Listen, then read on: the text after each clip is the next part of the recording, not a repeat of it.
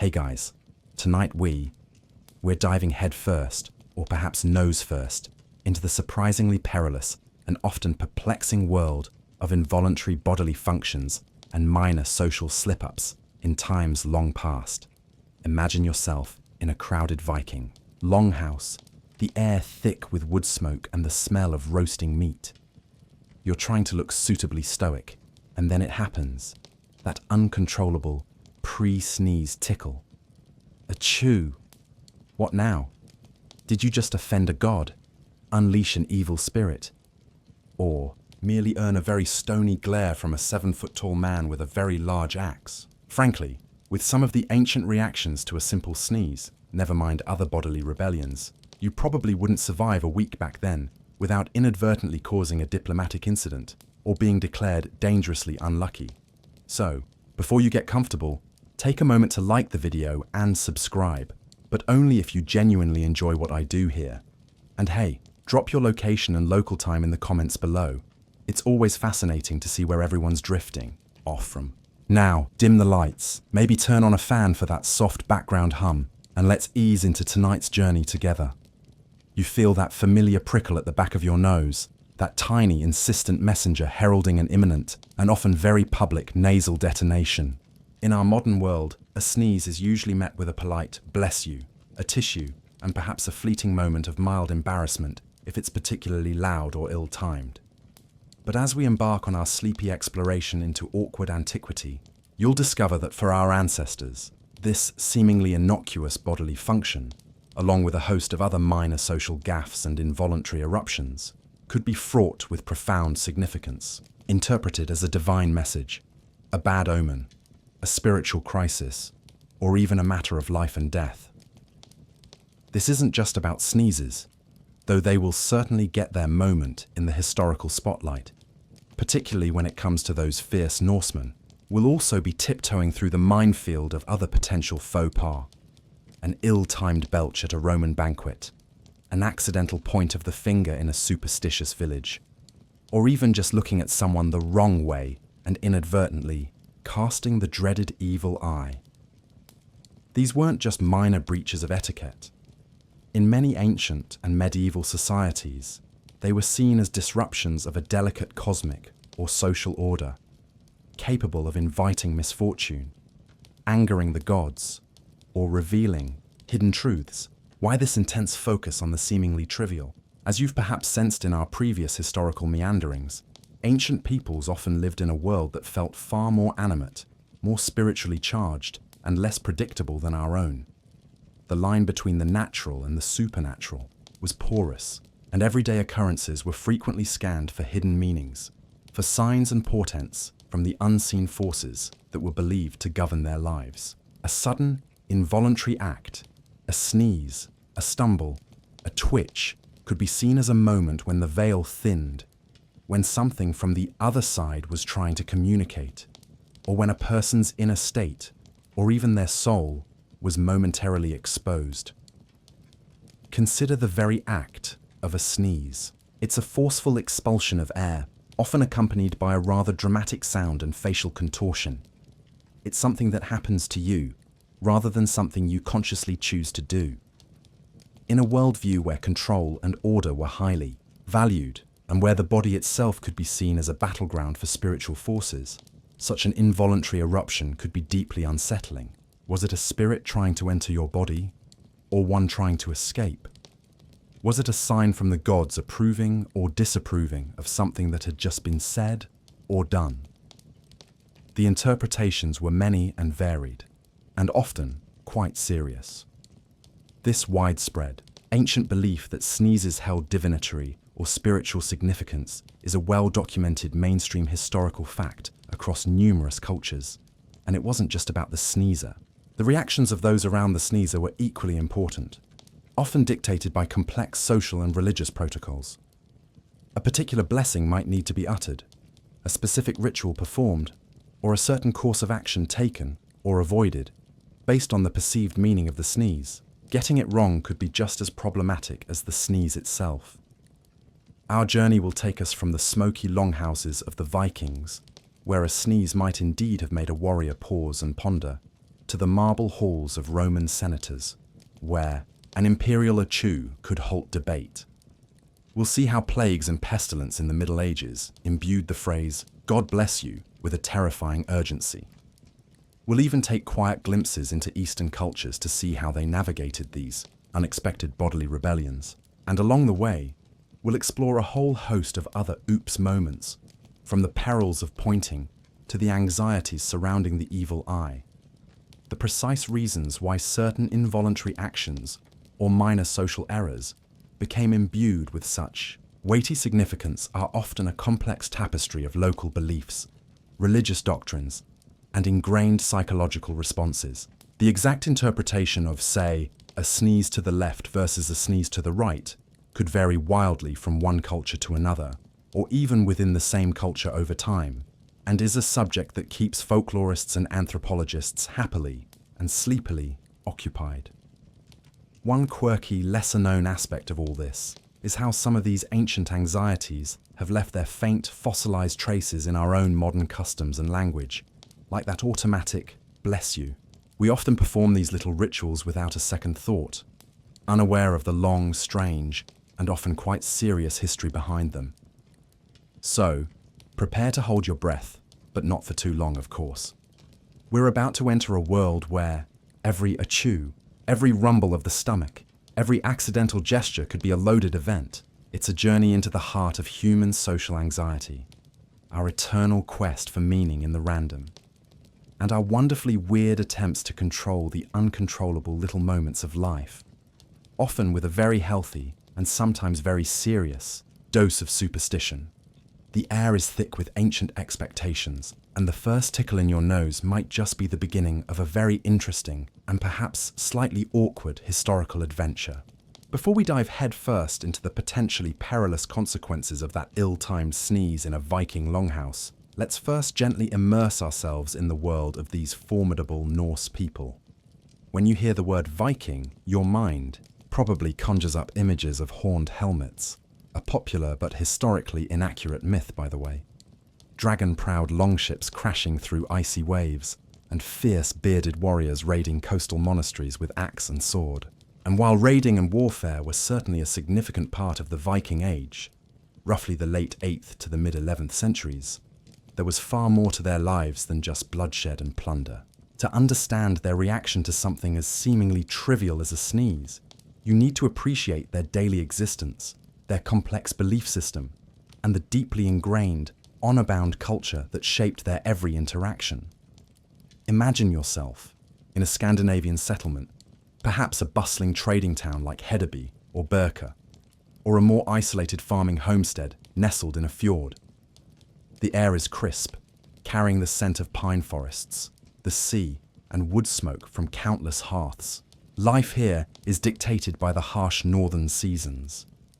Long, dark winters are spent huddled indoors, while the brief, intense summers are a flurry of activity: farming, fishing, hunting, trading, and yes, preparing for voyages, whether for exploration, commerce, or raiding.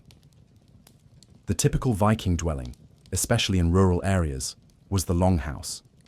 This was a large rectangular building, often made of timber, with wattle and daub walls and a thatched or turf roof.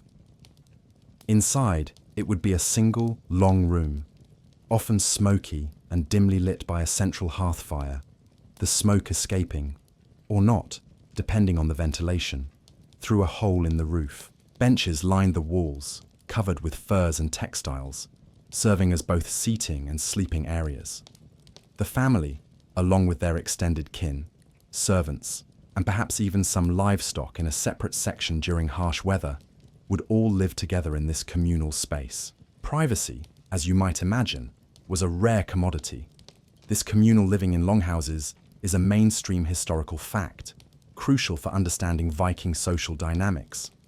Viking society was hierarchical, with kings and jarls, chieftains or earls, at the top, followed by a large class of free farmers and warriors, carls, and at the bottom, thralls, slaves or serfs, who were often captives taken in raids or individuals who had fallen into debt. However, even within this hierarchy, there was a strong emphasis on personal honor, loyalty, and reputation. A man's worth was often measured by his courage, his skill in arms, his generosity, and his ability to uphold his oaths and avenge insults to himself or his kin. Feuds between families could simmer for generations, erupting into violence. This honor-bound culture, with its emphasis on reputation and retribution, is key to understanding many aspects of Viking behavior. Their belief system was rich and complex, a pantheon of gods and goddesses like Odin, the All-Father, god of wisdom, war, and death; Thor, god of thunder, strength, and protection; Freya, goddess of love, fertility, and battle; and Loki, the trickster god. They believed in a cosmos with multiple realms, including Midgard, the world of humans, Asgard, the realm of the gods, and Hel, the underworld. Fate, or Weird, was a powerful concept. While individuals had choices, their ultimate destiny was believed to be preordained by the Norns, 3 female beings who spun the threads of life. This belief in fate didn't necessarily lead to passivity. Rather, it often encouraged a kind of stoic courage in the face of adversity. If your end was already decided, you might as well meet it bravely. They also believed in a variety of supernatural beings beyond the major gods: elves, dwarves, giants, Jötnar, trolls, and various nature spirits that inhabited the landscape. Magic, Sida, was practiced, often by women known as völvur, seeresses or prophetesses, who could perform divination, cast spells, and communicate with the spirit world. The Norse world was, in their eyes, alive with unseen forces and mystical influences. Daily life for most Vikings revolved around agriculture, growing crops like barley, oats, and rye, and raising livestock such as cattle, sheep, pigs, and goats. Fishing and hunting supplemented their diet. They were skilled craftsmen, working with wood, metal, bone, and textiles to produce everything from sturdy ships and effective weapons to intricate jewelry and beautifully carved rune stones. Trade was also vital. The Vikings were renowned seafarers and merchants, their longships carrying them not just on raids, but also on extensive trading voyages to places as far-flung as Byzantium, the Middle East, and even, briefly, North America, Vinland. One quirky, lesser-known aspect of Viking daily life was their surprising attention to personal hygiene, at least compared to some other contemporary European cultures. Archaeological finds include tweezers, combs, ear spoons, and razors, suggesting they took care with their appearance. Arab travelers who encountered Vikings sometimes commented on their cleanliness, though they were also occasionally appalled by other Norse customs. The precise standards of Viking hygiene and how they compared to their neighbours is a topic that continues to generate discussion among historians, but the evidence suggests they weren't the unkempt barbarians of popular caricature.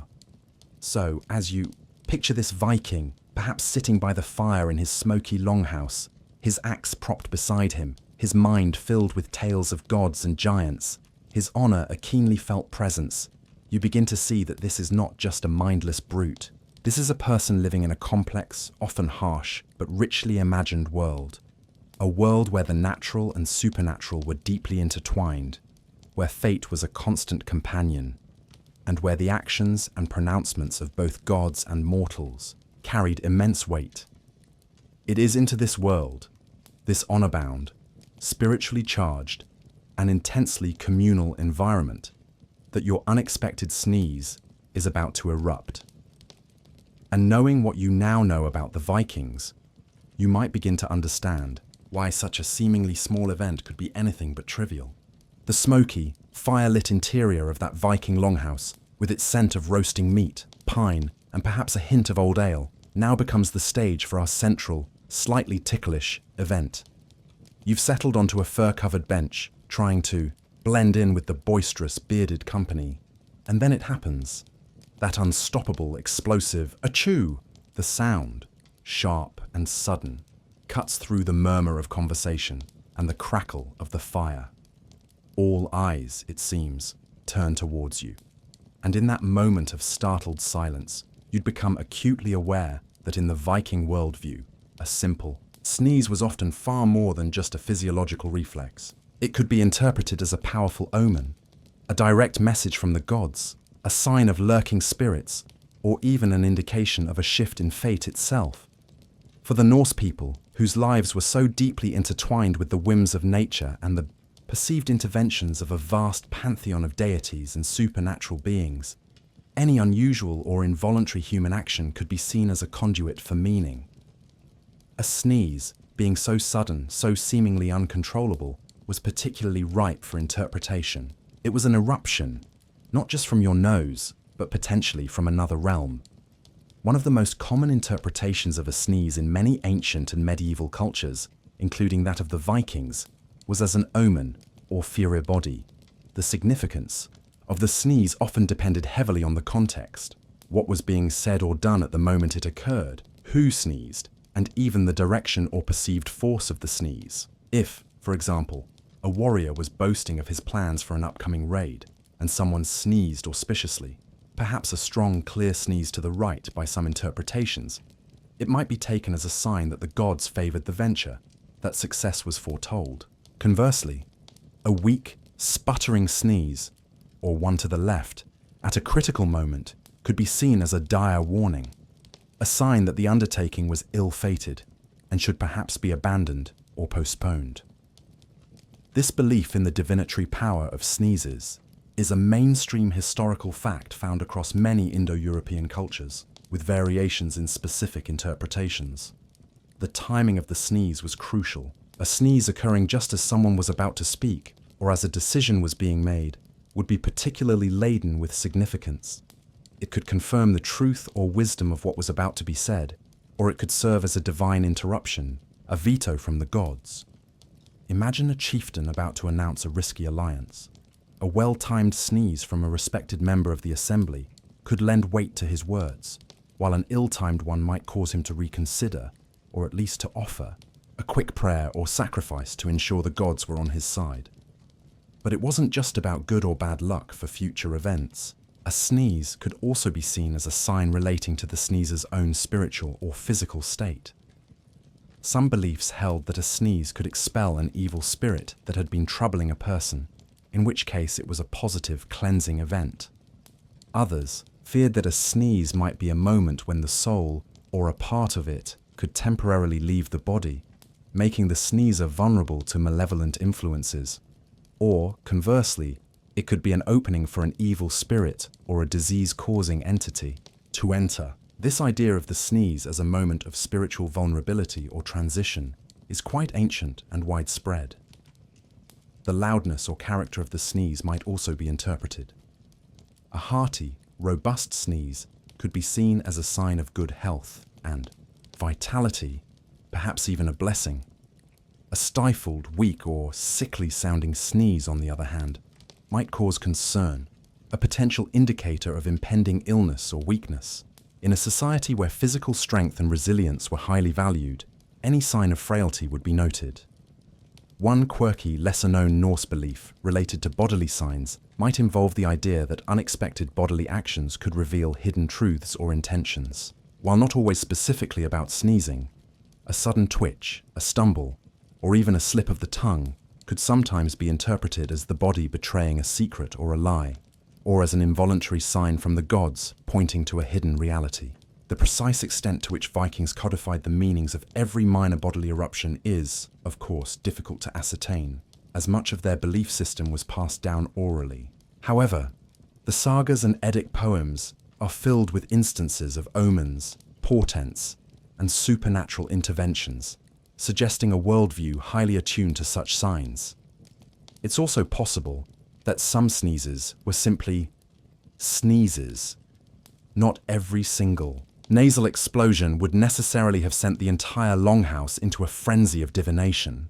However, in a culture so steeped in belief in the supernatural, in fate, and in the constant interplay between the human and divine realms, the potential for a sneeze to be significant was always there. It would depend on the circumstances, the solemnity of the occasion, the status of the sneezer, and perhaps the general level of anxiety or superstitious fervor at that particular moment.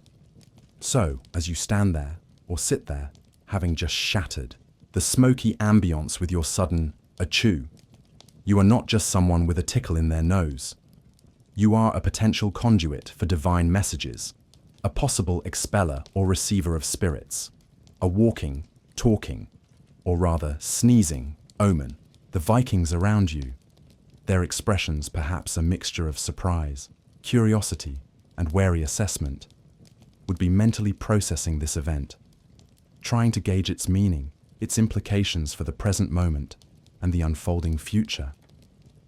Your seemingly insignificant bodily function has, for a moment at least, become a focal point of supernatural attention in this honor-bound, rune-carving, God-fearing world.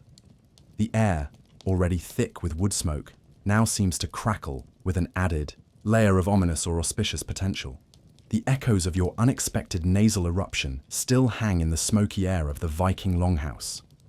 The initial surprise on the faces of the assembled Norsemen and women might now be shifting into a more focused, evaluative scrutiny.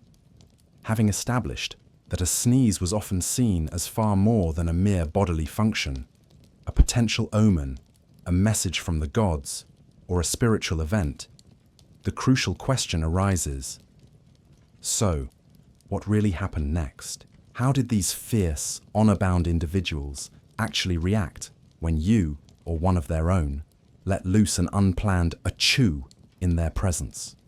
Would it be met with a hearty Gesundheit Gange, health to you, wanderer, a solemn ritual, a wary glance, or perhaps something far more Viking? The most common and immediate reaction, and one that has surprisingly ancient and widespread roots across many cultures, was likely some form of verbal acknowledgement or blessing. While the exact Old Norse phrases might be lost to us or vary, regionally, the sentiment would be akin to our modern bless you, or the German Gesundheit. The purpose of such an utterance was often twofold. Firstly, it could be a way to protect the sneezer. If the sneeze was seen as a moment of spiritual vulnerability, perhaps the soul temporarily departing, or an evil spirit attempting to enter, then a blessing or a wish for good health was a protective charm, a way to ward off any negative consequences.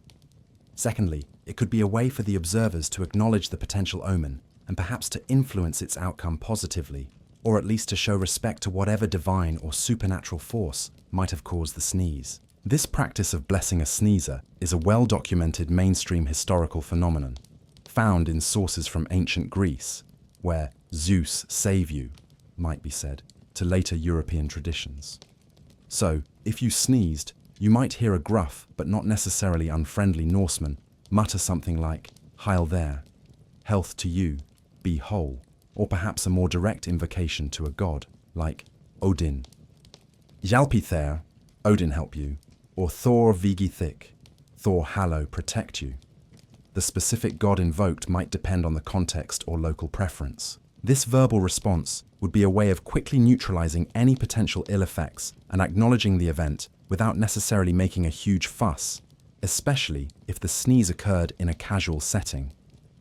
However, the reaction might also depend on the perceived nature of the sneeze and the circumstances surrounding it, as you've considered. If the sneeze was deemed particularly ominous, perhaps ill-timed, weak, or occurring during a solemn moment like the swearing of an oath or the planning of a raid, the reaction might be more than just a simple blessing. There might be a moment of silence, a wary exchange of glances. The individual who sneezed might be looked upon with a certain suspicion or concern. Was this person unlucky? Were they carrying some ill omen that could affect the group? In such cases, more elaborate ritualistic responses might be deemed necessary. This could involve a specific prayer or a small impromptu offering to appease the gods or ward off bad luck. Perhaps the sneezer themselves would be expected to make a particular gesture, like touching a piece of iron, believed to have protective qualities against evil spirits, or whispering a counter-charm. The Vikings were, after all, a people who took their rituals and their relationship with the supernatural very seriously. The exact details of such immediate, sneeze-specific rituals are often speculative, as are written sources for everyday Viking folk practices are not always as detailed as we might like. However, The general prevalence of apotropaic, evil-averting rituals in Norse culture suggests that significant omens would not have been ignored. What if you, an outsider, a ganger or wanderer, were the one who sneezed in their longhouse? Their reaction would likely be coloured by their perception of you. Were you a welcome guest, a trader, an enemy captive, or just a suspicious stranger? If you were a guest under their roof, the rules of hospitality, which were very important to Vikings, as you'll explore later, would likely dictate a polite, if perhaps still wary, response. They wouldn't want to offend a guest unnecessarily, lest that bring its own bad luck. But they would still be observing you, and your sneeze, very carefully. One quirky, lesser-known possibility is that the interpretation of a sneeze could even be influenced by what was being discussed immediately, prior. For example, if someone was speaking of a particular person and then sneezed, it might be taken as a sign that the person being spoken of was thinking of them or was somehow present in spirit. This idea of a sneeze connecting to absent individuals is a piece of folklore found in various forms in different cultures. Whether this specific belief was common among Vikings is hard to say definitively, but it fits with their general attentiveness to such subtle signs. It's also important to consider the social hierarchy. A sneeze from a powerful jarl or a respected seeress völva would likely be treated with far more gravity and attention than a sneeze from a lowly thrall or a child. The former's sneeze might be seen as a direct divine communication, requiring careful interpretation and perhaps even a change in plans. The latter's might be dismissed with a quick blessing or even ignored, unless it was particularly ill-omened in its timing or nature. The social status of the sneezer undoubtedly played a role in how the event was perceived and responded to, a factor often discussed by historians when analysing social interactions in hierarchical societies. So, as the dust from your nasal explosion settles, you look around the longhouse. The fierce Norseman, who was just regaling his companions with a tale of battle, might pause, fix you with a piercing blue gaze, and then, depending on a complex calculus of context, belief, and his assessment of you, either offer a gruff, "Heil, there," or perhaps just narrow his eyes. Take another deep draught of his ale, and continue his story, leaving you to wonder whether your sneeze was a minor interruption or a portentous event that would be mulled over long after you'd departed. The reaction, like the sneeze itself, could be unpredictable, a small but telling window into the Viking mind.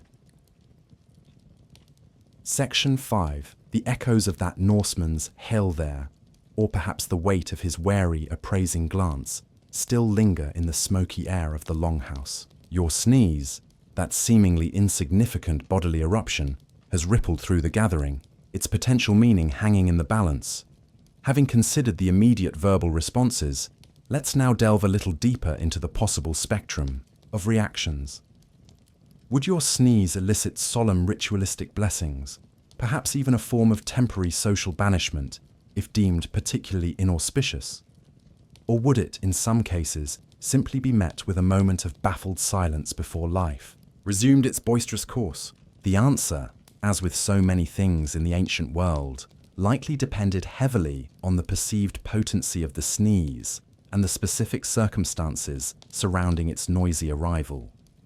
If your sneeze was interpreted as a particularly powerful omen, either for good or ill, it might indeed trigger more than just a casual blessing. Consider a situation of high tension or importance. Perhaps the Vikings are gathered to plan a dangerous sea voyage, to negotiate a truce with a rival clan, or to perform a sacred ritual to one of their gods. A sneeze at such a critical juncture would not be taken lightly. If it was deemed a favourable sign, a strong, clear sneeze confirming the wisdom of a proposed plan, for example, it might be met with expressions of relief, renewed confidence, and perhaps even a celebratory swig of mead. The gods, it would seem, had spoken, and their message was clear. The sneezer, in this instance, might even find themselves temporarily elevated in status, seen as a conduit for divine approval. Conversely, if the sneeze was perceived as a dire warning, perhaps a weak, sputtering sound during a solemn oath, or a sneeze to the unlucky, left side just as a warrior boasted of his invincibility, the reaction could be far more serious. The proceedings might halt. There would be anxious murmurs, worried glances. The individual who sneezed, even if a respected member of the community, might suddenly find themselves the focus of considerable negative attention. Was this person a harbinger of misfortune? Had they somehow offended the gods or attracted the attention of malevolent spirits? In such a case, ritualistic countermeasures would almost certainly be invoked. This might involve specific prayers to Odin or Thor for protection, the offering of a sacrifice, perhaps a small animal, or a libation, of ale poured onto the sacred hearth fire, or the performance of apotropaic, evil-averting rites. The sneezer might be required to undergo a personal purification ritual, or to wear a specific amulet to ward off bad luck. This concern with counteracting negative omens through ritual action is a well-documented aspect of Norse religious practice, evident in sagas and archaeological finds of amulets and ritual objects. Could a particularly ill-omened sneeze lead to a form of temporary social banishment or exclusion? While perhaps not a formal legal banishment, it's certainly plausible that someone perceived as consistently unlucky, whose sneezes always seemed to herald misfortune, might find themselves subtly shunned by the community, at least for a time. In a society so dependent on group cohesion and collective luck for survival, especially on dangerous voyages or in times of scarcity, an individual seen as a magnet for bad omens could become a liability. They might be excluded from important decision-making councils, left out of raiding parties, or simply treated with a general air of wary distance. The precise social mechanisms for dealing with individuals perceived as unlucky in Viking society are not always explicitly detailed in historical sources, but the strong emphasis on communal well-being suggests that such concerns would have existed. However, it's also crucial to avoid overstating the case. Not every single sneeze would have sent a Viking longhouse into a superstitious panic. The Norse were, by all accounts, a pragmatic and resilient people, accustomed to hardship and the caprices of fate. In many everyday situations, a sneeze was likely just a sneeze. If you were simply mending a fishing net with a companion, or sharing a mundane meal, your achoo might elicit nothing more than that quick "Heil there," a moment of brief acknowledgement, and then an immediate return to the task or conversation at hand. The Vikings, after all, had more pressing concerns, like finding their next meal, fending off enemies, or surviving the harsh northern climate, than to dissect the spiritual implications of every minor bodily noise. Their response would be calibrated to the perceived significance of the moment. One quirky, lesser-known possibility concerning the reaction to a sneeze could involve an element of humor or playful superstition, especially among close comrades. Perhaps a particularly loud or comical sneeze might be met with a jest or a mock-serious interpretation of its meaning, a way to diffuse any potential anxiety with laughter. Viking sagas, while often grim, also contain moments of rough humor and witty banter, suggesting they weren't entirely without a sense of the absurd. Whether this humor extended to sneezing omens is speculative, but human nature often finds ways to lighten even serious beliefs.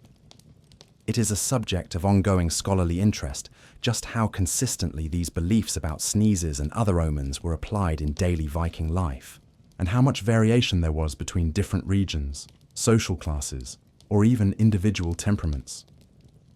Were some Vikings more superstitious than others? Almost certainly. Did beliefs change over the long span of the Viking Age, especially with the gradual introduction of Christianity towards its end? Undoubtedly. So, the consequences of your sneeze could range from a simple, almost reflexive blessing to a more considered ritual response, to perhaps a wary social distancing if your sneezes consistently seem to curdle the mead or cause the longship to spring a leak. Or, quite possibly, it might just be met with a moment of baffled silence from your Norse companions, who then shrug their broad shoulders, decide it was probably just the dust from the rafters, and go back to sharpening their axes, leaving you to nurse your slightly offended sinuses and ponder the wonderfully unpredictable nature of Viking social etiquette. The key was context, perceived potency, and perhaps just a little bit of luck. The potential repercussions of your Viking sneeze, whether a blessing, a wary glance, or a more elaborate ritual, begin to settle, and you realize that navigating Norse social etiquette involved more than just controlling your nasal eruptions. The longhouse, that smoky, communal heart of Viking life, was a stage for a complex interplay of honor, hospitality, and unspoken rules. Beyond the sneeze, there were numerous other social blunders, seemingly minor faux pas that could earn you a dangerously cold shoulder, a public shaming, or, in this honor-bound society, something considerably worse, like an axe handle applied firmly to your person. As you tread carefully through these longhouse lapses, you'll discover that keeping on the right side of your Viking hosts required constant vigilance and a keen understanding of their often unwritten codes of conduct. One of the most sacred, and therefore most perilous to transgress, was the law of hospitality. Offering shelter, food, and protection to a traveller or guest, even an unknown one, was a deeply ingrained duty for a Viking household. The host was expected to be generous, and the guest was expected to be respectful and not outstay their welcome. Typically 3 nights was the limit before a guest might be seen as taking advantage. If you, as a guest, were to insult your host, perhaps by criticizing his food, questioning his honor, or making inappropriate advances towards a female member of his household, it would be a grievous offense. Such an insult could not only lead to your immediate and forceful ejection from the longhouse, but could also spark a blood feud if the insult was deemed severe enough. The sagas are filled with tales of hospitality offered and sometimes tragically or violently abused. This profound importance of hospitality and the severe consequences for its breach is a mainstream historical fact of Norse culture. Gift-giving was another area fraught with potential pitfalls. Gifts were an essential part of Viking social and political life, used to seal alliances, reward loyalty, express friendship, or even to subtly assert dominance. If you were given a gift, especially a valuable one like a fine weapon, a piece of jewelry, or a richly woven cloak, you were expected to receive it with gratitude and, crucially, to reciprocate in due course with a gift of similar or greater value if you wished to maintain the relationship on an equal footing. To refuse a gift, or to offer a clearly inferior gift in return, could be seen as a grave insult, a rejection of the bond being offered. Mishandling a gifted weapon, for instance by treating a finely crafted sword carelessly, or by using it for a demeaning task, would also be a mark of profound disrespect to the giver and the craftsmanship. What about table manners within the longhouse? While perhaps not as codified as in later medieval courts, certain expectations of behavior during communal meals would have existed. Grabbing the best pieces of meat before your turn, drinking excessively from the communal ale horn, and not passing it on, or engaging in loud, disruptive arguments at the table could all lead to disapproval. Remember that smoky, crowded longhouse? Spilling ale on your neighbor, or inadvertently kicking over a bench in your haste, while perhaps minor, could still lead to grumbles and a loss of face if you didn't apologize or make amends appropriately. Insulting someone's lineage or ancestry was a particularly dangerous faux pas. In a society where family honor and reputation were paramount, casting aspersions on a person's forefathers was a direct challenge to their identity and social standing. Such an insult would almost certainly demand a response, ranging from a sharp verbal retort to a physical confrontation. Poetic insults known as enid were a specialized and highly potent form of verbal attack, sometimes involving accusations of cowardice or sexual impropriety, and could have serious social and even legal repercussions if deemed too offensive. One quirky, lesser-known Viking social blunder might involve inappropriate behavior during religious rituals or sacrifices, blots. These were solemn occasions, and any levity, disrespect, or failure to participate in the correct manner could be seen as an offense against the gods and the community. Perhaps speaking out of turn or handling a sacred object improperly, or even just looking insufficiently serious during a crucial part of the ceremony could draw ire. The exact protocols for these rituals are not always fully known, making it a potential minefield for the unwary. Even how you sat or carried yourself in the longhouse could convey meaning. Taking a seat of honor to which you were not entitled, or swaggering about with an air of undue arrogance, could be perceived as a challenge to the established hierarchy and the authority of the host or chieftain. Modesty and respect for one's social superiors were generally expected, at least in formal settings. The nuances of Viking body language and seating arrangements, and how they reflected social status, are areas that historians infer from saga descriptions and archaeological layouts of longhouses. What if you were a woman in this male-dominated society? While Viking women generally had more freedom and legal rights than women in many other contemporary European cultures, they could own property, inherit wealth, and initiate divorce, there were still strong social expectations regarding their behavior. A woman who was deemed too outspoken, too promiscuous, or who failed in her domestic duties might face social censure or difficulties in finding a suitable husband. So, as you sit on that fur-lined bench, trying to make polite conversation with a heavily armed Viking whose name you can't quite pronounce, you are treading a fine line. A misplaced word, a clumsy gesture, a breach of an unspoken rule of hospitality or honor. Any of these could shatter the fragile peace of the longhouse. It wasn't just sneezes you had to worry about, it was the whole complex dance of social interaction, where a faux pas could lead to far more than just a moment of awkward silence. It could lead to a lasting feud, a damaged reputation, or a very swift and unpleasant introduction to the sharp end of a Viking axe. The warmth of the longhouse fire could turn decidedly chilly if you didn't mind your manners. The anxieties surrounding longhouse etiquette, those unwritten rules about hospitality, gift-giving, and not accidentally insulting your host's great-aunt Hilda, now begin to blend into a wider landscape of Norse nerves. Beyond the immediate social faux pas, the daily life of a Viking was permeated by a host of other superstitions, a collection of beliefs about what brought good luck or bad, what actions might anger the unseen forces, and what everyday objects or occurrences could hold hidden, often ominous, significance. As you drift through this realm of Viking anxieties, you'll find a world where even something as mundane as nail clippings or the precise wording of a greeting could be fraught with supernatural importance. Consider, for example, the Norse beliefs surrounding death and the afterlife. You've already seen how important proper funeral rites were. But even before death, omens were watched for with keen anxiety. The howling of a dog at night, the appearance of certain birds, like ravens, Odin's messengers, though their meaning could be ambiguous, or dreams of a troubling nature could all be seen as portents of an impending demise in the family or community. This preoccupation with death omens is a common thread in many ancient and medieval cultures, reflecting the ever-present reality of mortality in a harsh world. The Vikings also had a strong belief in the power of fate, or weird, as you know. But this didn't mean they were entirely passive. They engaged in various forms of divination to try and glimpse what fate held in store, or to ensure their actions were aligned with its currents. Casting runes, small pieces of wood or stone inscribed with the characters of the runic alphabet, was a common method.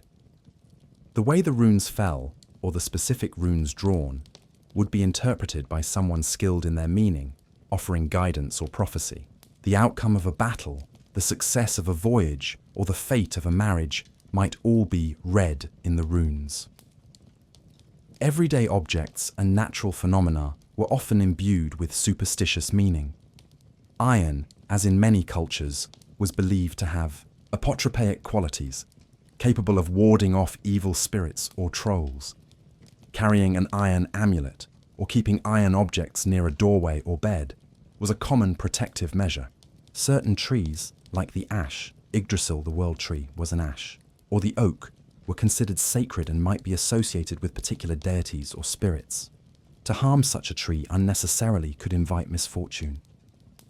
One particularly quirky, and perhaps to us rather bizarre, Viking superstition involved nail clippings. It was believed that if a person died with their fingernails and toenails untrimmed, these clippings would be used by the giants to build Naglfar, a ship made entirely of the nails of the dead, which would sail forth during Ragnarok, the twilight of the gods, the Norse version of a cataclysmic end-of-the-world battle, carrying an army of giants to fight against the gods. Therefore, it was considered important to keep one's nails trimmed and to dispose of the clippings carefully, perhaps by burning them or burying them, to prevent them from contributing to this dreaded vessel.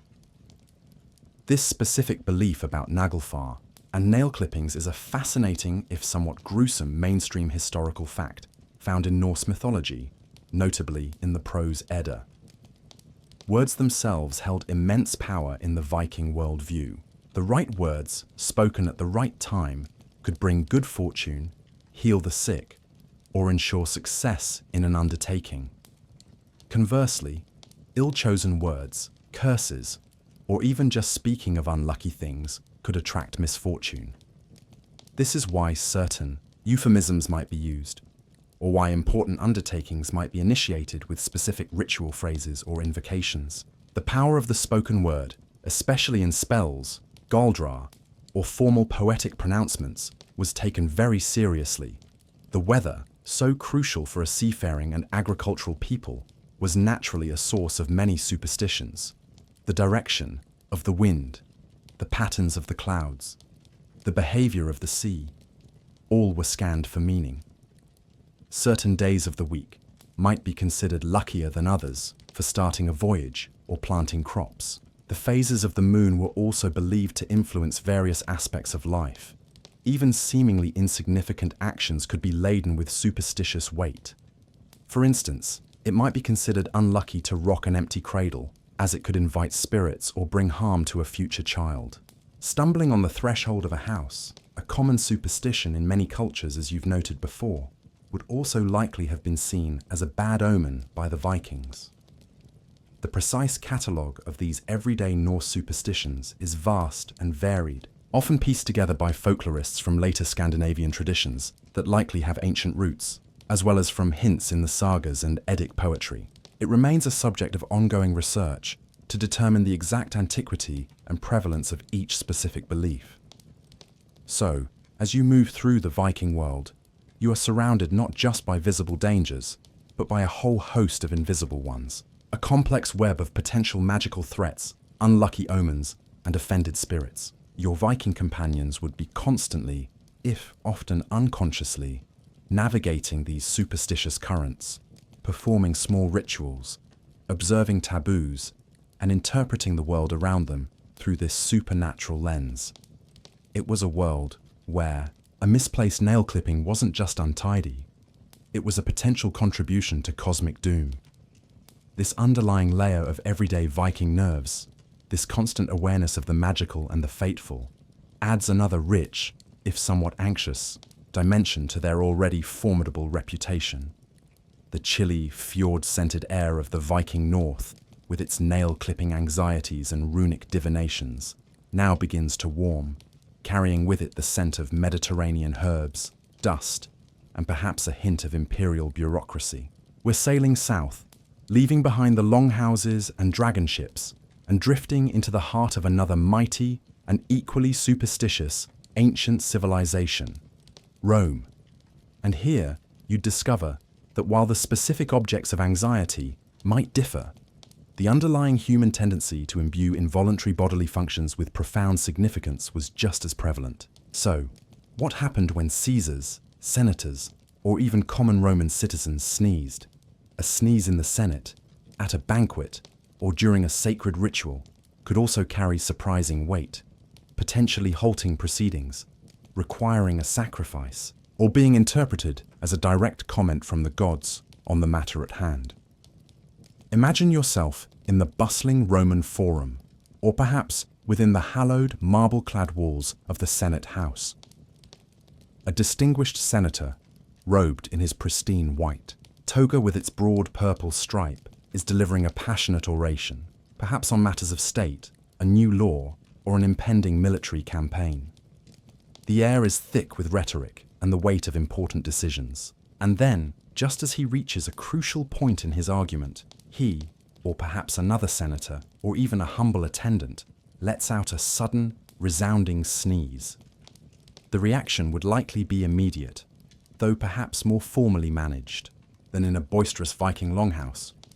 The proceedings might pause, all eyes would turn to the sneezer, and then, perhaps, to the presiding magistrate or the augurs, if any were present.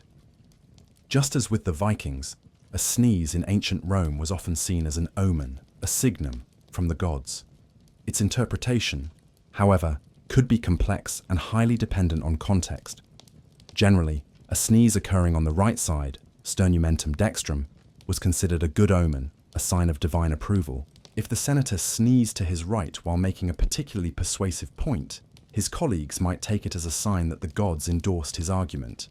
It could lend weight to his words, sway undecided votes, or simply create a feeling of auspiciousness around the proposal. Conversely, a sneeze to the left, sternumentum sinistrum, was often seen as unfavorable, a warning from the gods to proceed with caution, or perhaps to abandon the current course of action altogether. This directional significance of sneezes is a well-attested mainstream historical fact in Roman and Greek tradition, similar to how they interpreted the flight of birds in augury. The timing and circumstances were crucial. A sneeze at the beginning of an undertaking, such as the start of a journey, the commencement of a battle, or the initiation of a new business venture, was particularly significant. If someone sneezed as you were about to step out of your house, you might well postpone your plans, or at least offer a quick prayer to avert any potential ill fortune. Pliny the Elder, that invaluable chronicler of Roman customs and beliefs, mentions various superstitions related to sneezing, including the idea that a sneeze could confirm the truth of something just said. If a sneeze occurred during a sacred ritual or a sacrifice, it could be particularly problematic, or conversely, highly auspicious. If deemed inauspicious, the ritual might have to be stopped and restarted, instauratio, often with additional expiatory offerings to appease the offended deity. The Romans were meticulous about ritual correctness, believing that any flaw or ill omen could invalidate the entire ceremony and anger the gods. The precise interpretation of a sneeze during a sacrifice, whether it was a sign from the specific god being honored or a more general comment from the divine sphere, would likely be a matter for the officiating priests to ponder. What was the customary verbal response to a sneeze in Rome? While the exact Latin phrases might have varied, a common sentiment was salve, be well, or health, or perhaps absit omen, may the omen be absent, averted, if the sneeze seemed inauspicious. The Emperor Tiberius, according to Pliny, was so particular about this that he would demand a salute even if he sneezed while riding in his litter. It suggests a deep-seated belief in the efficacy of these verbal charms to ward off any negative influences associated with the sneeze. One quirky, lesser-known aspect of Roman sneeze law involves its connection to love and desire. Some ancient sources suggest that a sneeze at a particular moment could be interpreted as a sign of Cupid's or Eros influence, perhaps indicating that someone was falling in love, or that a love affair would be successful. It's a rather more charming, if less politically charged, interpretation than those usually found in the Senate. The precise origins and prevalence of this amorous interpretation of sneezes are harder to pin down than the more general divinatory ones, but it adds a touch of romantic whimsy to Roman superstitions. It's important to note that, like the Vikings, not every Roman would have reacted to every sneeze with a full-blown divination session. Skepticism certainly existed, especially among the more educated classes influenced by Greek philosophy. Thinkers like Cicero, while acknowledging popular beliefs, sometimes expressed a more rational or nuanced view of omens. However, the sheer pervasiveness of these beliefs in Roman literature, from poetry and plays to historical accounts, indicates that sneeze omens were a very real part of the cultural landscape for many Romans, from the highest echelons of power down to the common plebeian.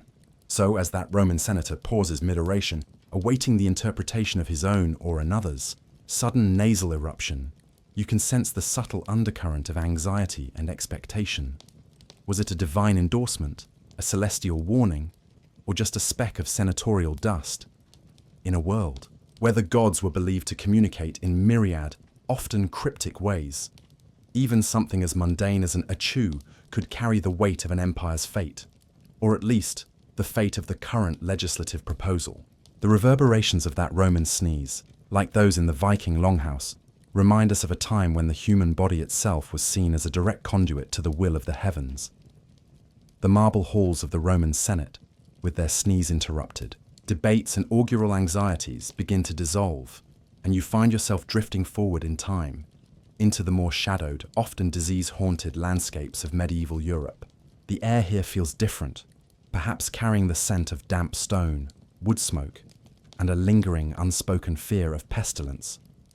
And in this world, that sudden bodily eruption, the sneeze, takes on a new and often far more poignant urgency. As you journey into the Middle Ages, you'll discover how the simple phrase, "God bless you," or its equivalents in various tongues, became not just a polite convention or a superstitious charm, but a heartfelt, almost desperate plea in the face of perceived mortality, especially in the wake of devastating plagues. Imagine yourself in a medieval town or village, perhaps in the 14th or 15th century. Life is often hard, shadowed by famine, warfare, and the ever-present threat of disease. Medical understanding, as you know from previous sleepy journeys, is rudimentary, based largely on humoral theory and herbal remedies. When illness strikes, especially a sudden, aggressive one, it often feels like a direct assault from an unseen, malevolent force, or a punishment from God. In this context, a sneeze, while still carrying some of its ancient divinatory baggage, a sneeze to the right, for good luck, to the left for bad, was a persistent folk belief. Increasingly became associated with the onset of illness, particularly those frightening, fast-moving pestilences that could decimate entire communities. The Black Death, bubonic plague, which swept through Europe in the mid-14th century, killing a vast percentage of the population, left an indelible scar on the collective psyche. One of the early symptoms of some forms of plague could include respiratory distress, coughing and sneezing. Therefore, a sudden sneeze, especially if unexpected or accompanied by other signs of sickness, could evoke immediate fear and a sense of dread. Was this the first sign of the dreaded pest? Was the sneezer marked for death? This association of sneezing with potentially fatal illness is a key mainstream historical factor in the evolution of post-sneeze responses. It is in this atmosphere of heightened anxiety about disease and mortality that the custom of saying, "God bless you," or similar phrases like "Dominus tecum," "The Lord be with you," in Latin, or "Gott hilf dir," "God help you," in German, after a sneeze is believed by many scholars to have become particularly entrenched and widespread. While, as you've seen, blessing a sneezer was an ancient practice with pre-Christian roots, its meaning and urgency were undoubtedly amplified during and after the major plague outbreaks. The blessing was no longer just a general wish for good, health, or a warding off of spirits. It became a fervent prayer for divine protection, a plea for God to spare the sneezer from the sickness that might be heralded by that sudden nasal explosion. It was a way of acknowledging the fragility of life and invoking the ultimate spiritual safeguard.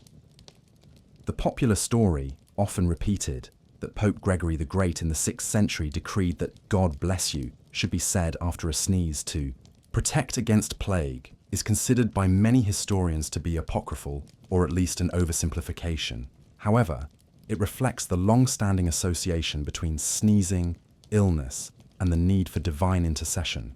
Whether or not it was a specific papal decree, the custom certainly gained immense cultural currency in a world terrified by sudden, inexplicable death. Imagine the scene. A group of people gathered in a medieval marketplace, or perhaps in the close confines of a church. Someone sneezes. A hush might fall. All eyes turn to the sneezer, not necessarily with the analytical curiosity of a Roman augur, but with a more immediate, visceral fear. And then, almost in unison, the surrounding individuals might utter the blessing, their voices perhaps tinged with genuine concern and a touch of self-preservation. If blessing the sneezer, also protected the blesser. The sneezer themselves might also make the sign of the cross or offer a quick prayer. One quirky, lesser-known aspect of medieval beliefs surrounding bodily signs and illness could involve the doctrine of signatures. This was the idea that herbs and other natural substances that resembled a part of the body or the symptoms of a disease could be used to treat that ailment. While not directly about sneezing itself, if sneezing was seen as a symptom of a lung or head ailment, a medieval herbalist might prescribe a remedy based on a plant whose leaves were shaped like lungs or whose flowers resembled a congested head. This kind of sympathetic magic was a common feature of medieval folk medicine. The precise connection between specific symptoms like sneezing and remedies based on the doctrine of signatures would have varied, but the underlying principle was influential. It is a subject of ongoing debate among medical historians and folklorists exactly how and when the specific phrase, "God bless you," and its European equivalents, became the standard response, and how much its meaning shifted from pre-Christian omen interpretation to a more explicitly Christian prayer for protection against disease. The lines are often blurry, with older beliefs and practices frequently coexisting and blending with newer Christian ones.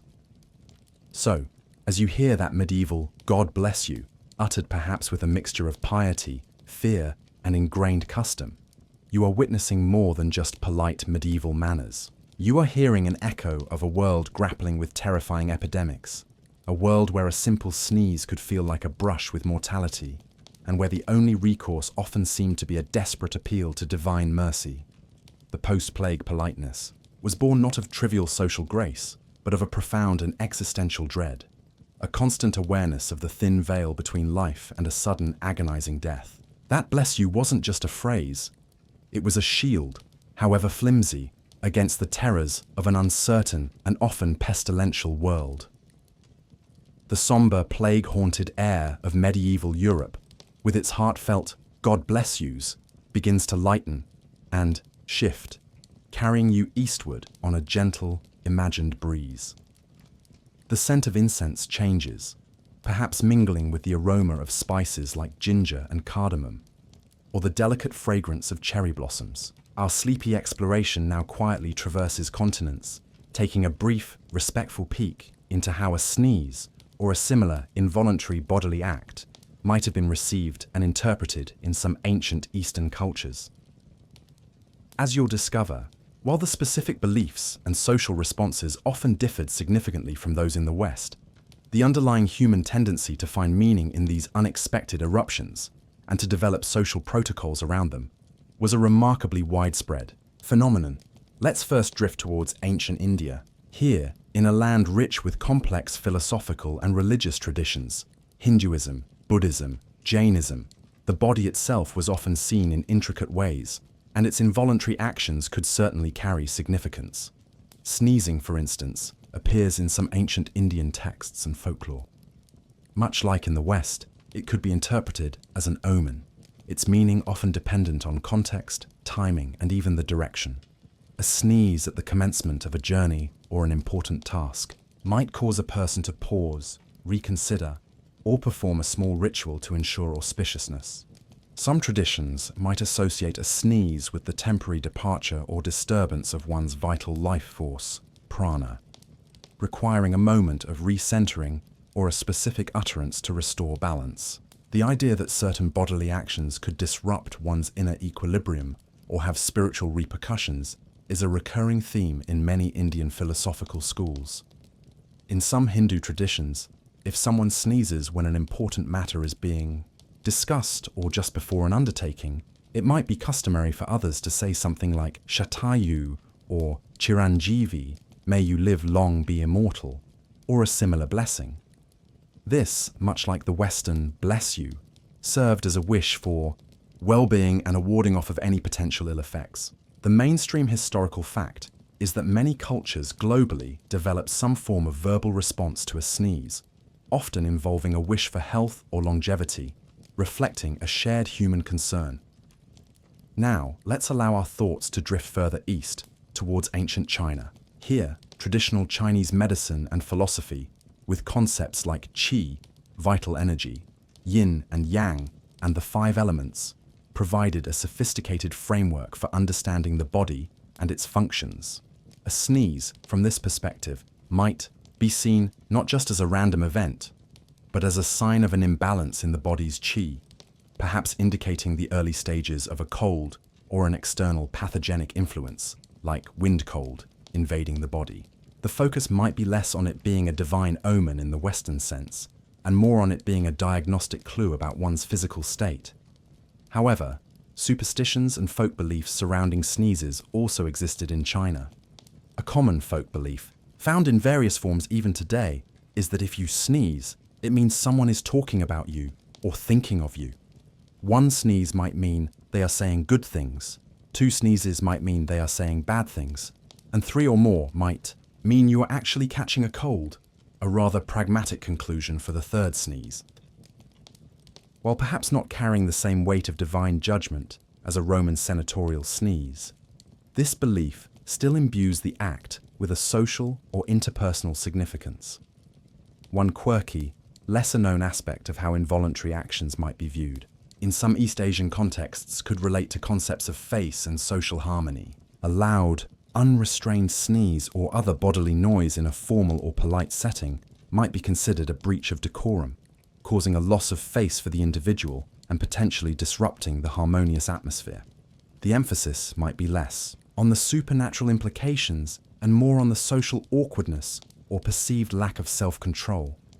Therefore, a subtle, stifled sneeze or a quick, discreet turning away might be the preferred, if not always achievable, mode of nasal eruption. The precise etiquette surrounding such matters and how it varied across different historical periods and social strata in vast civilizations like China or Japan is a complex area that scholars of East Asian social history continue to explore. What about Japan? In traditional Japanese culture, with its Shinto and Buddhist influences, ideas of purity, kagare versus hair, were very important. While specific ancient beliefs about sneezing are less prominently documented in easily accessible Western sources, compared to, say, Roman ones, it's plausible that a sudden, involuntary bodily act like a sneeze could, in certain sacred contexts or situations requiring ritual purity, be seen as a minor form of pollution or disruption, requiring a small act of purification or a moment of renewed composure. The highly developed sense of etiquette and social propriety in Japanese culture would also likely mean that sneezing in public would be handled with as much discretion as possible. It's important to remember that our knowledge of everyday folk beliefs and superstitions in many ancient Eastern cultures is often filtered through different types of historical records than in the West. While we might not have as many direct textual references to sneeze omens in the same way as we do from Greek or Roman authors, this doesn't necessarily mean such beliefs were absent, but rather that they might have been expressed or recorded differently, perhaps more embedded in oral traditions, folk medicine, or subtle social customs.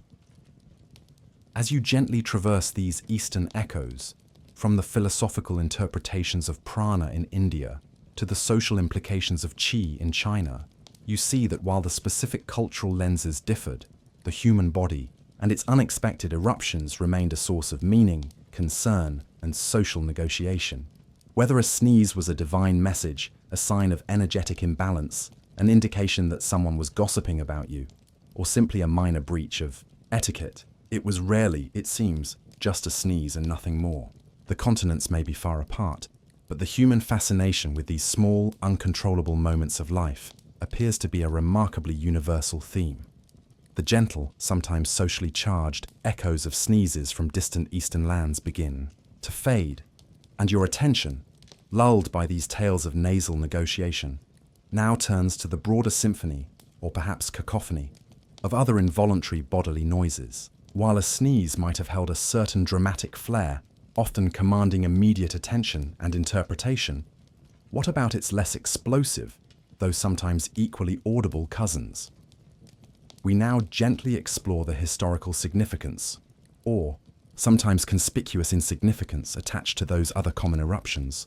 The belch, the borborygmi, that delightful rumbling in your stomach or intestines, and other assorted bodily sounds that might escape us at inopportune moments, and how different societies, from ancient Vikings to Romans and beyond, reacted to these often awkward symphonies of the self. Let's start with the belch, or eructation, as it's more politely known.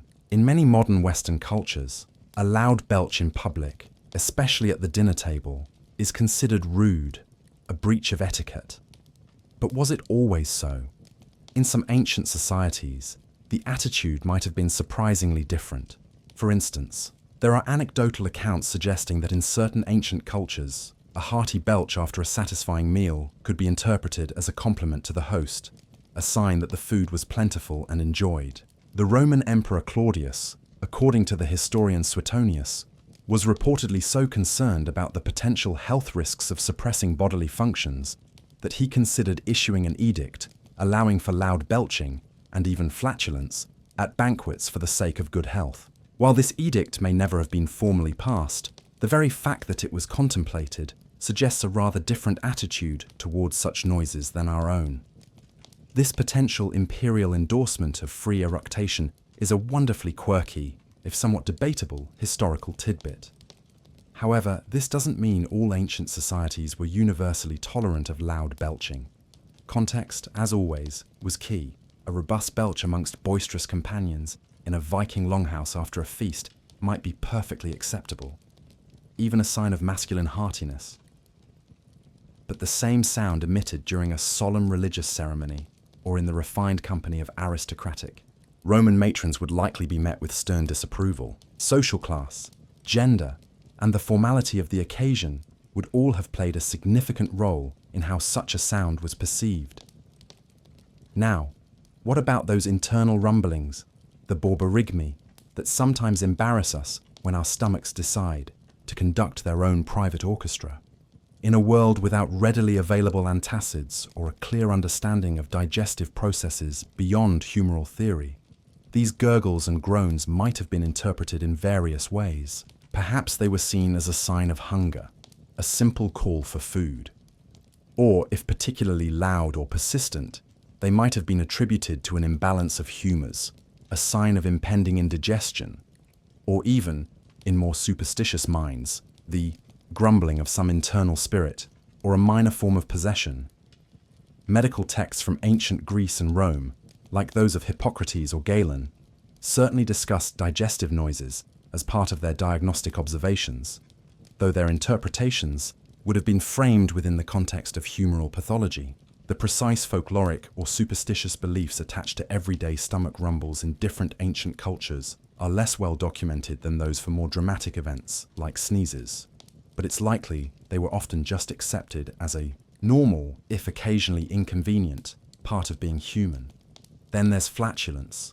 This is a bodily function that has, across many cultures and time periods, been a source of both humor and social awkwardness.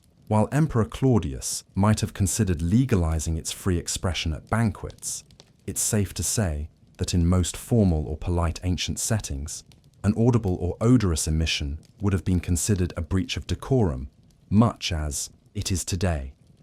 The potential for embarrassment and the desire to avoid it is likely a fairly universal human experience.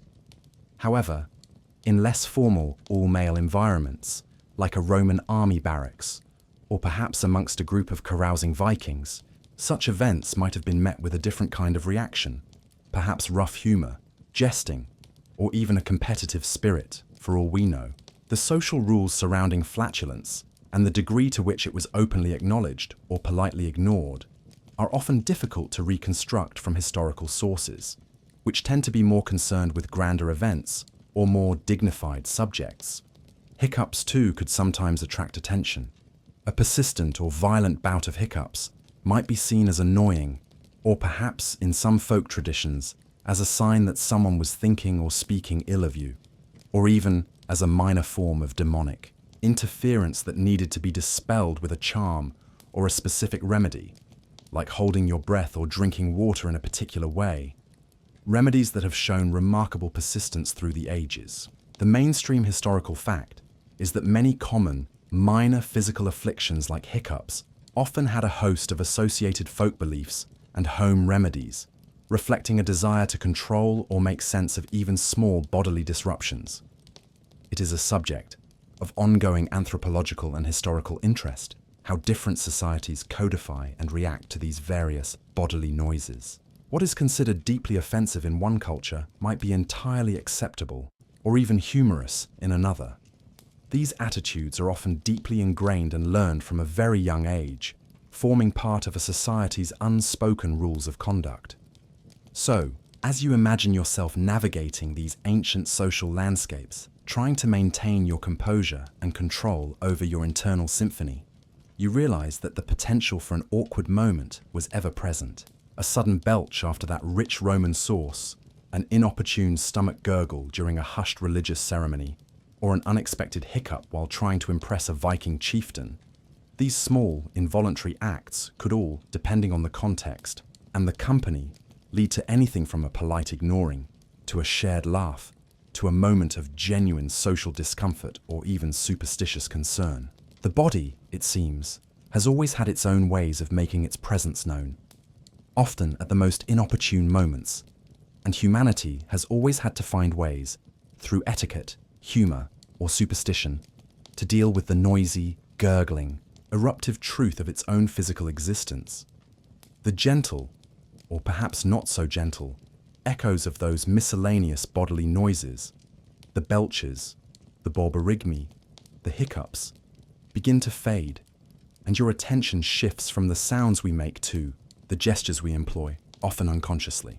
While a misplaced word or an ill-timed sneeze could cause consternation, you discover that in many ancient and medieval societies, even seemingly innocent hand gestures or actions as simple as whistling could be laden with profound superstitious, meaning potentially inviting ill fortune, angering spirits, or marking you as ill-mannered or even malevolent.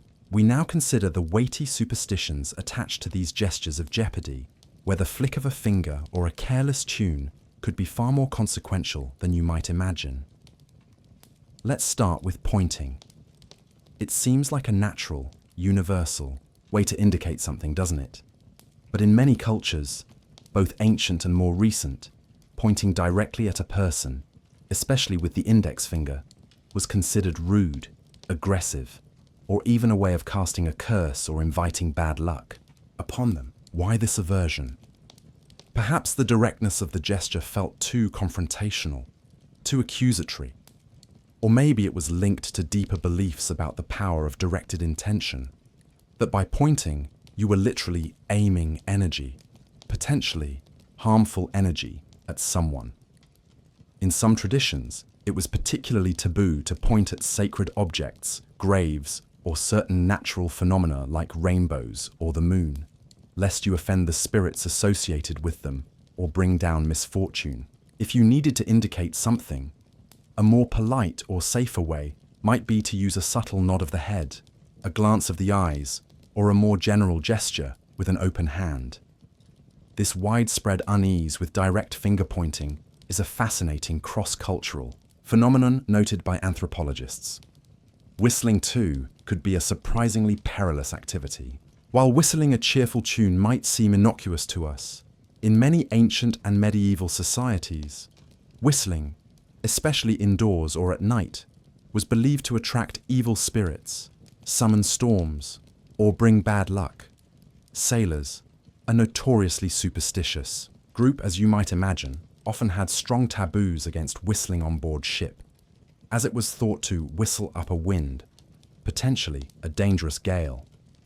In some folkloric traditions, the devil himself was said to communicate through whistling, or to be summoned by it. So, that catchy little tune you might be tempted to whistle while mending your fishing net in a Viking longhouse, or while polishing your armor in a Roman barracks, might earn you some very sharp, very anxious glares, or even a stern command to cease your reckless noise-making. Hand gestures associated with oaths, blessings, or curses also carried immense power. You've already seen how the Romans favored the right hand for sacred acts, using the wrong hand for a blessing, or making a specific gesture known to be a curse, like the mano cornuta, the horned hand, in some Mediterranean cultures, though its ancient origins and meanings are complex and debated, could have serious, social and perceived supernatural consequences. The belief in the efficacy of gestural curses, the idea that a specific hand movement, combined with malevolent intent, could actually cause harm, was very real. One quirky, lesser-known area of gestural superstition might involve how one handled everyday objects, particularly those associated with food or sacred rituals. For example, passing a knife directly to someone with the blade pointing towards them might be considered unlucky or a sign of ill will in some traditions, a superstition that still lingers today in some places. Similarly, the way one held a cup when offering a libation to the gods, or the specific sequence of gestures used when lighting a sacred fire, would have been meticulously observed, as any deviation could invalidate the ritual or offend the deity. The precise ritualistic gestures required for various ceremonies in ancient religions, while not always fully documented, undoubtedly formed a complex and important part of their practice. What about gestures of respect or deference? These were, of course, crucial in hierarchical ancient societies. Failing to make the correct bow, prostration, or other gesture of submission when encountering a social superior, a king, a priest, a nobleman, could be seen as a grave insult, an act of insubordination with potentially severe consequences. These weren't just manners, they were visible affirmations of the social order. The Roman salute, the Greek proskynesis, a form of bowing or prostration, especially before rulers or divine beings, these were all carefully prescribed gestures with deep social and political meaning. Even seemingly neutral actions like crossing your arms or legs in certain situations could sometimes carry unintended significance. In some cultures, crossed arms might be seen as a defensive or closed-off posture, inappropriate in a context requiring openness or supplication. Crossed legs might be considered disrespectful when seated before a person of high status or in a sacred space. These subtle bodily postures, often unconscious, could still be interpreted and judged by those around you. It remains a subject of ongoing research for historians and anthropologists to reconstruct the full lexicon of these ancient gestural meanings and their associated superstitions, as many were unwritten and highly dependent on local context. However, the evidence we do have from artistic depictions, literary descriptions, and surviving magical texts or amulets points to a world where the body itself was a powerful instrument of communication, not just with other humans, but with the unseen forces of the cosmos. So, as you navigate these ancient worlds, you learn to be mindful not just of your sneezes and your stomach rumbles, but of your very hands, your posture, even the tunes you might absent-mindedly whistle, a careless point, an ill-timed whistle, a forgotten gesture of respect. These could all be gestures of jeopardy, small actions with potentially large and unwelcome consequences in societies that were constantly on the lookout for signs, portents, and disruptions to the established order, both seen and unseen. It makes you appreciate the relative freedom of modern gesticulation, doesn't it? The anxieties surrounding ill-omened gestures and perilous pointing begin to recede, and your sleepy gaze now focuses on an even more subtle, yet profoundly pervasive source of ancient fear, the evil eye. Across countless cultures, from the Mediterranean basin to the Near East, India, and beyond, you'd encounter a deep-seated, often terrifying belief that a glance, a stare, even an admiring comment, if tinged with envy or malice, or sometimes even if entirely unintentional, could inflict harm, bad luck, illness, or even death upon the recipient. We'll now peer very carefully into this widespread ancient fear, exploring how an awkward encounter or an unthinking gaze could be interpreted as a potent curse, requiring immediate and often elaborate countermeasures. Imagine yourself in a bustling ancient marketplace, perhaps in Greece or Rome, or a village in the Levant. You see a particularly beautiful child, a thriving flock of sheep, or a craftsman's exceptionally fine piece of work. If you linger too long with your gaze, or if you praise the object of your admiration too effusively without adding a protective phrase or gesture, you might inadvertently cast the evil eye. The person or owner of the object might become immediately anxious, fearing that your admiration, especially if it carried a hint of envy, could attract misfortune.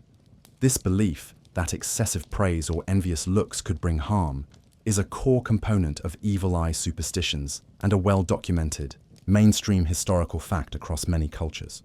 What exactly was the evil eye, or malus oculus in Latin, Bascania in Greek, ayinhara in Hebrew?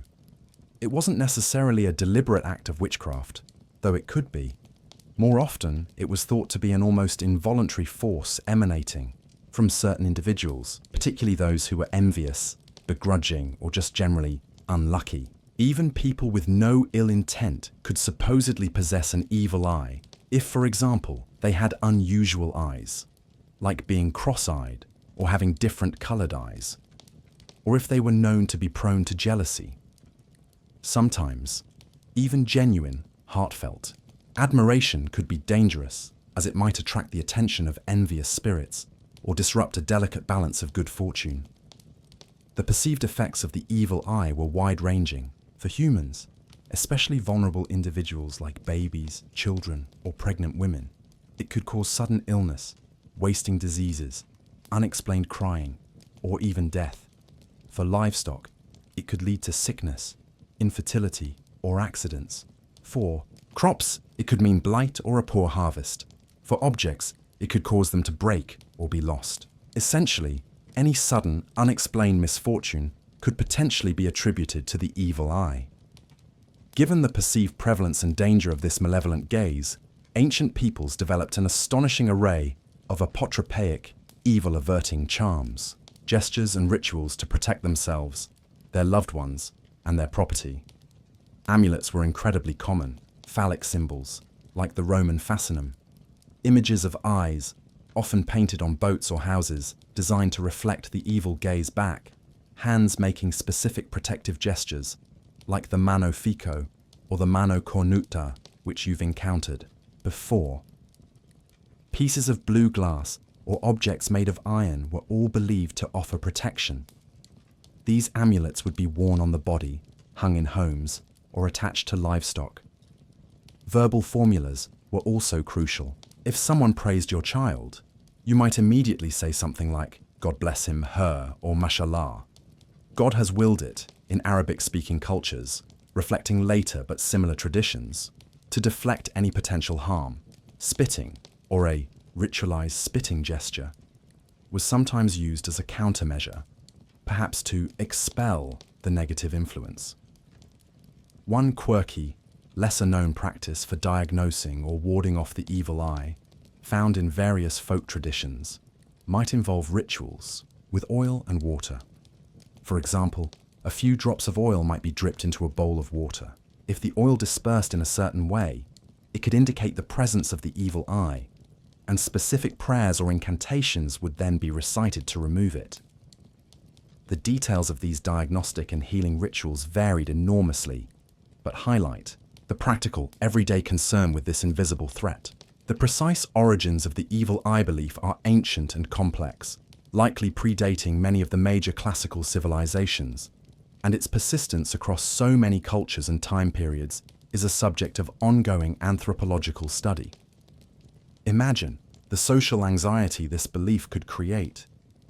You'd have to be constantly mindful of how you looked at people and their possessions, and how they looked at you. An unintentional, lingering stare, a moment of unguarded admiration, could lead to an awkward encounter, with the other person perhaps subtly making a protective gesture or muttering a charm.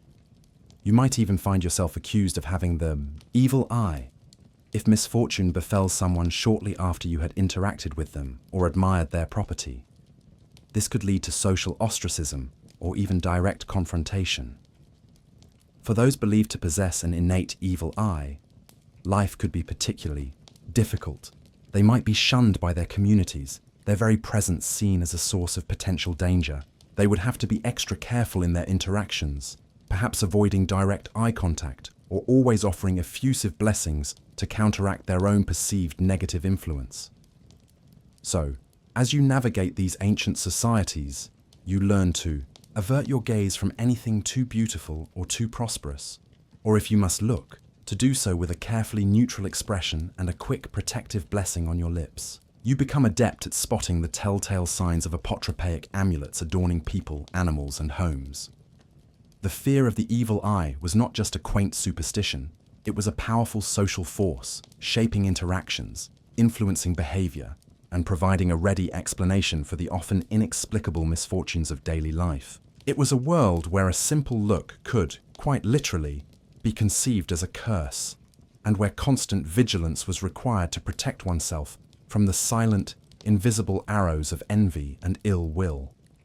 The subtle, pervasive fear of the evil eye, with its anxious glances and protective amulets, begins to merge into a broader, more philosophical contemplation. You've journeyed through a myriad of ancient anxieties, from the Vikings' reaction to a sneeze to the Romans' dread of an ill-omened gesture, from the public shame of a failed gladiator to the quiet terror of an enslaved person making a domestic blunder.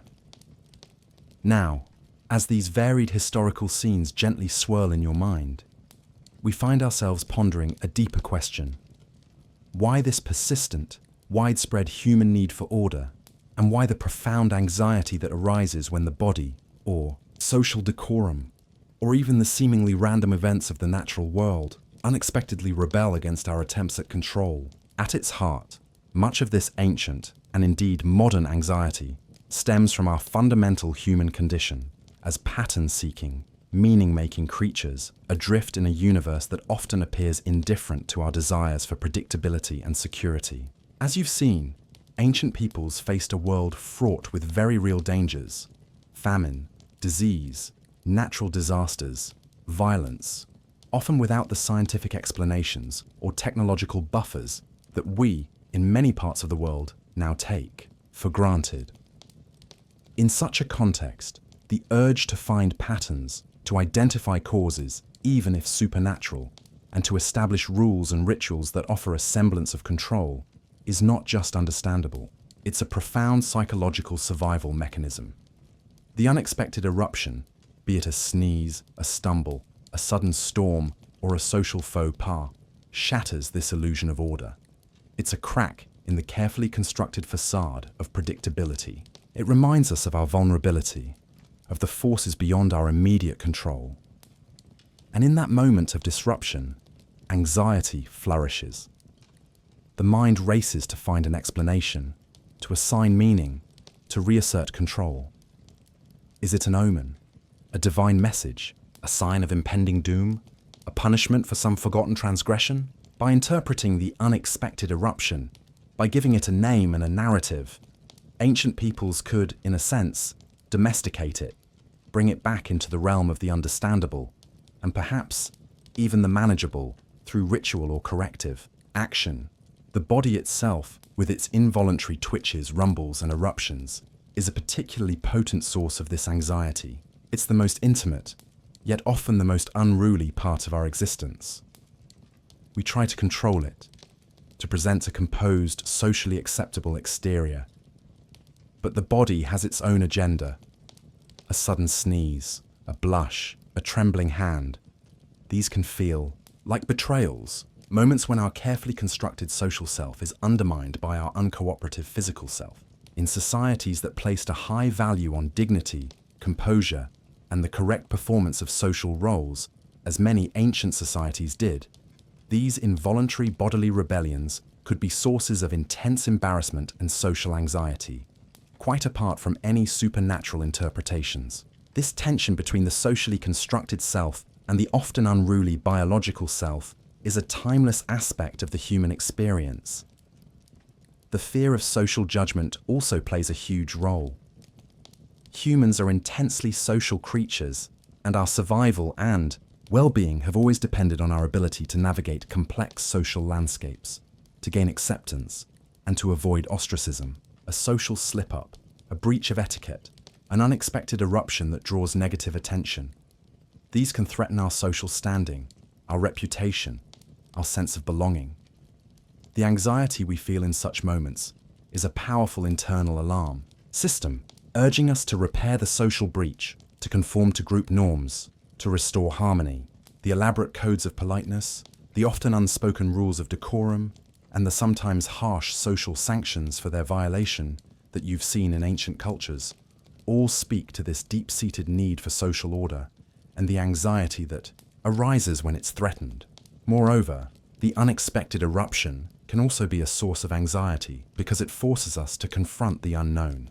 A strange bird call at night, an inexplicable illness, a dream that defies easy interpretation.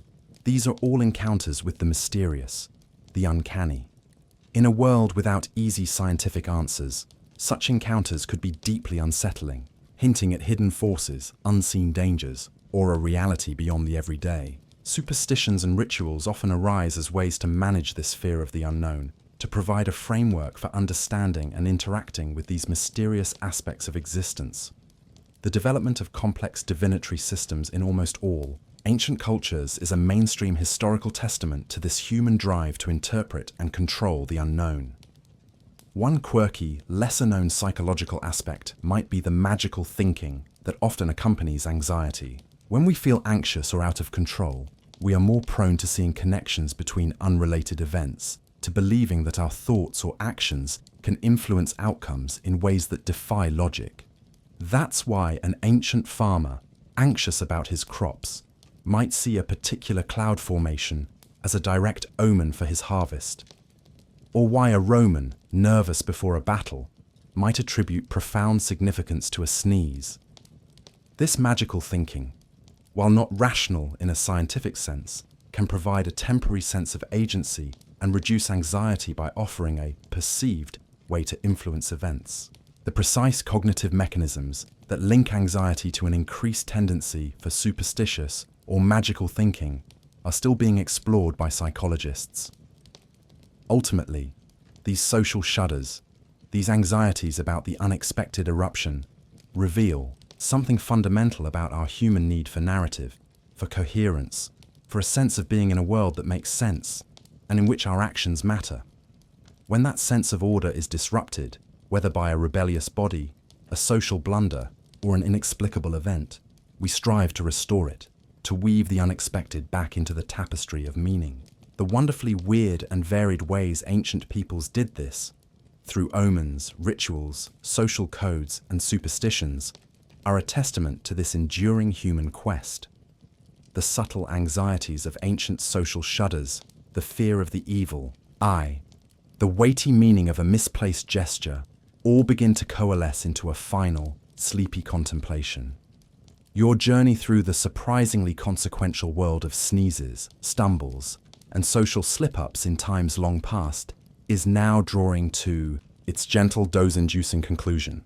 As we drift off, we find ourselves reflecting on the wonderfully weird and often endearingly human ways our ancestors tried to make sense of and exert some measure of control over the myriad uncontrollable little moments of life, frequently with a very healthy and sometimes quite serious dose of superstition and a keen awareness of potential divine displeasure. You've stood in the smoky Viking longhouse, feeling the weight of 100 Norse eyes upon you after an ill-timed Achoo, wondering if it heralded good fortune for the upcoming raid or simply meant you needed a stronger brand of mead. You've navigated the intricate social rules of that same longhouse, where an insult to your host or a mishandled gift could have far more explosive consequences than any sneeze. You felt the pervasive chill of everyday Viking superstitions, from the dangers of untrimmed nail clippings contributing to the ship of doom, Naglfar, to the potent power held within spoken words and cast runes. You then sailed south to ancient Rome, where a sneeze in the Senate could halt debates, its auspicious or inauspicious nature carefully weighed, and where even the mighty Caesars were not immune to the social expectation of a salve after a nasal eruption. You journeyed into the plague-haunted Middle Ages, understanding how the phrase, "God bless you," transformed from a polite charm into a fervent prayer against mortality. Each sneeze a potential brush with the reaper. You even took quiet glimpses into distant Eastern cultures, discovering that while the interpretations varied, the human tendency to find meaning in these involuntary acts, be it a disturbance of prana or a sign that someone was gossiping about you, remained a remarkably consistent thread. You've considered the awkward symphony of other bodily noises, From the Roman emperor contemplating the legalization of polite belching at banquets, to the more universally embarrassing potential of inopportune stomach rumbles or bouts of hiccups, each with their own minor constellation of folk beliefs and social anxieties. You've tiptoed through the minefield of gestural jeopardy, where an innocent point of the finger or a carefree whistle indoors could inadvertently summon spirits or invite ill fortune. And you've peered into the ancient, widespread fear of the evil eye, where a simple, admiring glance, if not carefully managed with protective amulets or phrases, could be perceived as a potent curse, bringing sickness or misfortune. Throughout this journey, you've pondered the deep-seated human need for order and control, and the anxiety that arises when the body or social decorum or the natural world dares to rebel against that need with an unexpected eruption. This tendency to interpret, to ritualize, and to create elaborate social codes around these small, uncontrollable moments is a mainstream historical and anthropological observation, a testament to our species' remarkable capacity for meaning-making. What does this sleepy deduction on decorum and divine displeasure ultimately tell us? It reveals that our ancestors lived in a world that felt intensely alive with meaning, a world where the mundane and the magical were often inextricably intertwined. A sneeze wasn't just a physiological reflex, it was a potential conversation with the cosmos. A social blunder wasn't just embarrassing, it could be a tear in the delicate fabric of communal harmony or divine favor. Their attempts to navigate this world, with its myriad spoken and unspoken rules, its omens and its taboos, were driven by a profound desire for security, for predictability, and for a sense of being right with their gods and their community. One final, quirky thought to carry you into slumber. Consider how many of these ancient anxieties, these attempts to control the uncontrollable, still find faint, almost subliminal, echoes in our own lives. That little twinge of unease when you break a mirror, the automatic touch wood after a moment of optimism, the half-joking adherence to a lucky ritual before an important event. Are these not the distant descendants of the same human impulses that led Vikings to interpret sneezes and Romans to fear the evil eye? The precise beliefs may have faded, but the underlying psychology, the desire to find patterns and exert a little magical influence over an uncertain world, seems to be a remarkably persistent part of our shared human heritage. As the last of these ancient anxieties and peculiar customs fades into the soft darkness, perhaps you can appreciate, with a gentle sense of bemusement and connection, the long, strange, and wonderfully human journey of trying to make sense of it all. The world of our ancestors was filled with rules both written and unwritten, with fears both profound and perplexing, but through it all shines their resilient, creative, and often endearingly fallible humanity. The smoky longhouses of the Norsemen, the marble halls of Rome, the incense-filled temples of distant lands, all now begin to recede, their ancient anxieties and peculiar customs dissolving like morning mist. The weight of unspoken rules, the fear of an ill-omened sneeze or a misdirected glance gently lifts, leaving behind only the quiet hum of your own peaceful surroundings. The journey through this world of awkward antiquity, with its surprisingly consequential little moments, has reached its restful end. Allow your mind to drift away from the thought of divine displeasure and social faux pas. Let go of the image of wary Vikings or meticulous Romans, their lives so intricately woven with superstition and ritual. Instead, feel the simple, undeniable comfort of your own bed, the gentle support beneath you, the steady, even rhythm of your own breath. The complex tapestry of ancient beliefs, with all its color and occasional alarm, no longer holds sway. Here, in this serene space, there is only the profound simplicity of rest, the gentle call to let go. This exploration of how past peoples navigated the unexpected and the involuntary perhaps leaves you with a sense of quiet amusement and a deeper appreciation for the often unspoken ways societies create meaning and order. The human impulse to understand, to control, and sometimes to worry is a timeless one. And as you settle into your own rest, you can do so with a gentle smile, knowing that a sneeze tonight is, most likely, just a sneeze. Imagine all those ancient souls, after a day spent carefully observing omens and navigating intricate social codes, finally finding their own moment of release, their own surrender to the quiet of the night. Let their ancient quest for harmony and understanding become a soft, lulling presence, a reminder that the need for peaceful sleep is a bond we share across all cultures and all ages. Let the whispers of their world dissolve into the soothing darkness behind your closed eyelids.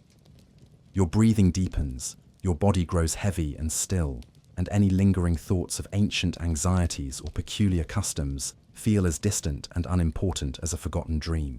The only rule to follow now is the gentle dictate of tiredness, the quiet summons of your own body's need for restoration and peace. Let the stillness of the night be your only companion. Rest now. Drift away into a calm and untroubled sleep. Sweet dreams. End of script. Sweet dreams.